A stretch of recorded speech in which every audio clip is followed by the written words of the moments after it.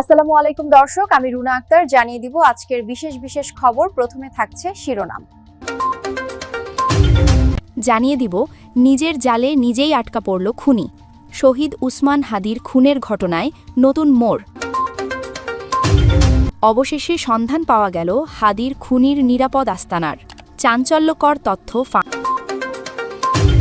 এবং সর্বশেষ জানিয়ে দিব দল থেকে বহিষ্কার মির্জা আব্বাস, সামাজিক মাধ্যমে গুঞ্জনের রহস্য কী। অবশেষে গুঞ্জনটা সত্যি হলো। হাদির যে হত্যাকারী ফয়সাল, তাকে ডিওএইচএসের একজন ব্রিগেডিয়ারের বাসাতে আত্মগোপনে রাখা হয়েছে। জুলাই বিপ্লবী শহীদ শরীফ ওসমান হাদির খুনিকে তা আজ আর গোপন নেই।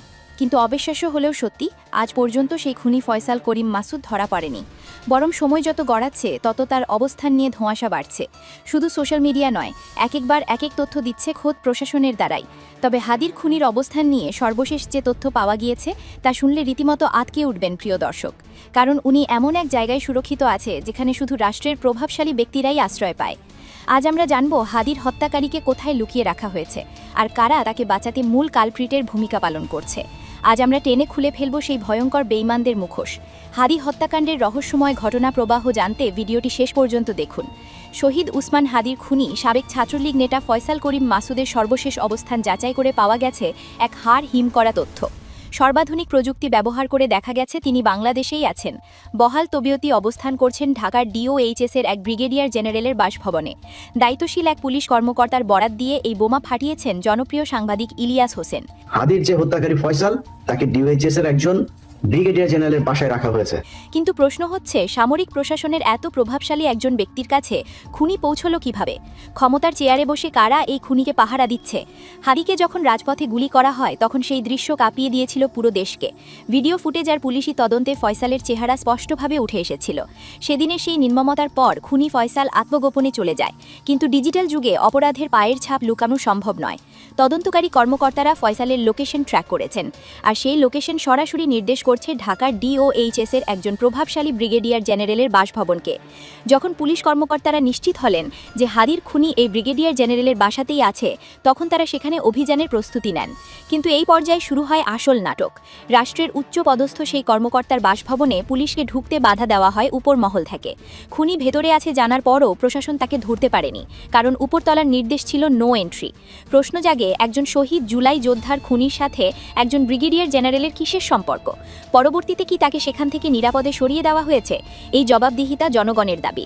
যারা জুলাই বিপ্লবের কথা বলে উপদেষ্টা হয়েছেন, তাদের নাকের ডগায় এই খুনিরা ঘুরে বেড়াচ্ছে। একদিকে জুলাইয়ের শহীদদের নিয়ে শোক প্রকাশ করা হচ্ছে, অন্যদিকে হাদির খুনিদের ভিআইপি প্রোটোকল দিয়ে লুকিয়ে রাখা হচ্ছে। প্রশাসনের ভেতরে থাকা ফ্যাসিবাদের এই দোসররা এখনও কতটা শক্তিশালী যে তারা একজন চিহ্নিত খুনিকে প্রশাসনের ধরাছোঁয়ার বাইরে রাখতে পারে? এটি কি জুলাই চেতনার সাথে চরম বেইমানি নয়? রাষ্ট্র যখন খুনিদের পাহারা দেয় তখন মানুষ বাধ্য হয়ে আইন নিজের হাতে তুলে নিতে চায়, আর তখন সেটাকে আবার বলা হয় মব। কিন্তু নীতি নির্ধারকদের বোঝা উচিত সাধারণ মানুষ কেন ক্ষিপ্ত হচ্ছে। যখন এই সত্যগুলো তুলে ধরা হচ্ছে, তখনই ফেসবুক পেজ আর ইউটিউব চ্যানেলের বিরুদ্ধে ষড়যন্ত্র শুরু হচ্ছে। যারা হাদি হত্যার বিচার চাইছে তাদের বলা হচ্ছে বিশৃঙ্খলা সৃষ্টিকারী। অভিযোগ তোলা হচ্ছে যে নির্দিষ্ট কিছু পেজ বা চ্যানেল দেশে অস্থিতিশীলতা তৈরি করছে। কিন্তু প্রশ্ন হলো, সত্য বলা কি অপরাধ? যারা রাষ্ট্র প্রশাসনের এই অসঙ্গতিগুলো সামনে আনছেন, তাদের কণ্ঠরোধ করার চেষ্টা করা কখনোই ভালো ফল বয়ে আনবে না বলে মন্তব্য করেছেন রাজনৈতিক বিশ্লেষকেরা। অন্তর্বর্তীকালীন সরকার আসার পর মানুষ আশা করেছিল খুনিরা ডান্ডা বেরিয়ে পড়ে কাঠগড়ায় দাঁড়াবে। কিন্তু বাস্তবে কি দেখা যাচ্ছে? নদী থেকে একের পর এক অজ্ঞাত লাশ উদ্ধার হচ্ছে, আর হাদির মতো জনপ্রিয় তরুণ নেতার খুনিরা ব্রিগেডিয়ার জেনারেলের বাসায় আতিথেয়তা পাচ্ছে। এমন পরিস্থিতিতে নিজেদের প্রতারিত ভাবছেন সাধারণ মানুষ। বাস্তবতা হচ্ছে, হাদির খুনিরা আছে আমাদের নাকের ডগাতেই। অথচ ইনকিলাব মঞ্চের মুখপাত্র ও ঢাকা ৮ আসনের সম্ভাব্য প্রার্থী হাদি গুলিবিদ্ধ হওয়ার পর থেকেই ফয়সালের অবস্থান সম্পর্কে বিভ্রান্তিকর তথ্য ছড়ানো হয়েছে। হাদি গত বছরের 12ই ডিসেম্বর ঢাকার পুরানা পল্টনের বক্স কালভার্ট রোডে গুলিবিদ্ধ হন। এর পরপরই সোশ্যাল মিডিয়ায় ছড়িয়ে যায় ময়মনসিংহের হালুয়াঘাট সীমান্ত দিয়ে ভারতে পালিয়েছে হাদির হত্যাকারী ফয়সাল ও আলমগীর। আবার কেউ বলেন তারা সিলেট সীমান্ত দিয়ে পালিয়েছে। এমনকি ফয়সালকে সীমান্ত পার করে দেওয়ার অপরাধে দুজনকে গ্রেফতার করে রিমান্ডে নেয় পুলিশ। পুলিশের পক্ষ থেকে এটাও জানানো হয় যে ফয়সাল ভারতের মহারাষ্ট্রে অবস্থান করছে, যা মোবাইল ট্র্যাকিংয়ের মাধ্যমে জানা গেছে। বাংলাদেশের আইন শৃঙ্খলা বাহিনী প্রথমেই জানিয়েছিল সন্দেহভাজনরা ভারতের দিকে পালিয়ে যেতে পারে। পারে, কিন্তু নির্দিষ্ট প্রমাণ বা স্থানে পৌঁছানোর নিশ্চয়তা নেই। এর সপ্তাহখানেক পরেই আবার তথ্য বদলে যায়। 21শে ডিসেম্বর এক সংবাদ সম্মেলনে পুলিশের অতিরিক্ত মহাপরিদর্শক খন্দকার রফিকুল ইসলাম বলেন, ফয়সালের খুনি বাংলাদেশের সীমান্ত পার হয়ে গেছে কিনা নাকি দেশে আছেন এ বিষয়ে সুনির্দিষ্ট তথ্য নেই। পুলিশ প্রশাসন স্পষ্টভাবে কিছু জানে না বলে জানিয়ে দেন তিনি। তবে জনগণকে এক ধরনের সান্ত্বনা দিয়ে বলেন, তদন্তকারী কর্মকর্তারা সর্বোচ্চ চেষ্টা করছেন, অপরাধী সম্পর্কে বিভিন্ন তথ্য পাওয়া যাচ্ছে। এর কিছুদিন পর প্রধান অভিযুক্ত ফয়সাল করিম মাসুদ ভিডিওতে এসে নিজ মুখে দাবি করেন তিনি ভারতে নেই, বরং এখন তিনি দুবাইয়ে আছেন। সরকার ও তদন্তকারীদের বিরুদ্ধে নানা অভিযোগ তোলেন তিনি ভিডিওতে। পরবর্তীতে জানানো হয়, হাদি হত্যাকাণ্ডের মূল 2 আসামি ভারতের মেঘালয় পালিয়ে গেছেন। তাদের পালাতে সহায়তাকারী 2 ভারতীয় নাগরিক মেঘালয়ে গ্রেফতার হয়েছেন।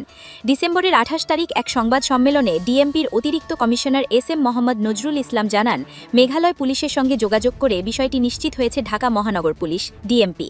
কিন্তু সঙ্গে সঙ্গেই মেঘালয় পুলিশ সদর দপ্তরের এক শীর্ষ কর্মকর্তা বাংলাদেশ পুলিশের এই দাবিকে অসত্য এবং পুরোপুরি মিথ্যা বলে মন্তব্য করেন। ওই পুলিশ কর্মকর্তা বলেন, বাংলাদেশ পুলিশের কাছ থেকে কোনো আনুষ্ঠানিক বা অনানুষ্ঠানিক যোগাযোগ করা হয়নি। অভিযুক্ত ব্যক্তিদের কাউকে গারো পাহাড়ে খুঁজে পাওয়া যায়নি এবং কোনো গ্রেফতারের ঘটনা ঘটেনি। ভারতের সীমান্তরক্ষী বাহিনী বিএসএফও একই কথা বলে। সব মিলে অবস্থা এমন দাঁড়িয়েছে যে ভারত বাংলাদেশ সীমান্ত সম্পর্কিত দাবি নিয়ে কূটনৈতিক উত্তেজনা সৃষ্টি হয়েছে। বাংলাদেশ সরকার কয়েকবার সন্দেহভাজনরা ভারতে আশ্রয় নিয়েছে বলে মন্তব্য করলেও আন্তর্জাতিক ও স্থানীয় গণমাধ্যমে ভারতীয় নিরাপত্তা সংস্থাগুলি এই দাবিকে ভিত্তিহীন বলে দাবি করছে। কিন্তু এত কিছুর পর এখন জানা যাচ্ছে হাদি বাংলাদেশেই আছেন। তবে প্রশ্ন হলো, কার ইন্ধনে হাদির হত্যাকারীদের বাঁচাতে প্রশাসন বারবার এলোমেলো তথ্য দিচ্ছে? প্রথম থেকেই কোনো পরিষ্কার স্টেটমেন্ট দেয়নি প্রশাসন। প্রশাসনের একটি অংশ অবশ্য দাবি করছে তারা ফয়সালকে খুঁজছে, কিন্তু বাস্তবতা হলো হত্যাকাণ্ডের প্রায় 1 মাস পার হতে চললেও হাদি হত্যাকারী গ্রেফতারে কোনো অগ্রগতি নেই। যে বাসায় ফয়সালের অবস্থান ট্র্যাক করা হয়েছিল সেই বাসার মালিকের বিরুদ্ধে কোনো ব্যবস্থা নেওয়া হয়নি।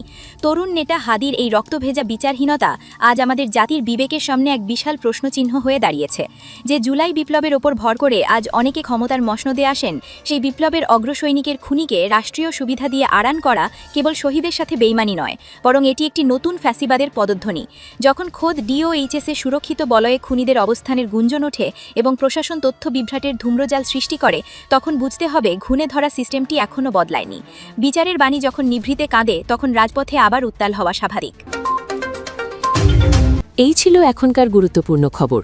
ভিডিওটি ভালো লাগলে লাইক দিন, শেয়ার করুন এবং সাবস্ক্রাইব করতে ভুলবেন না।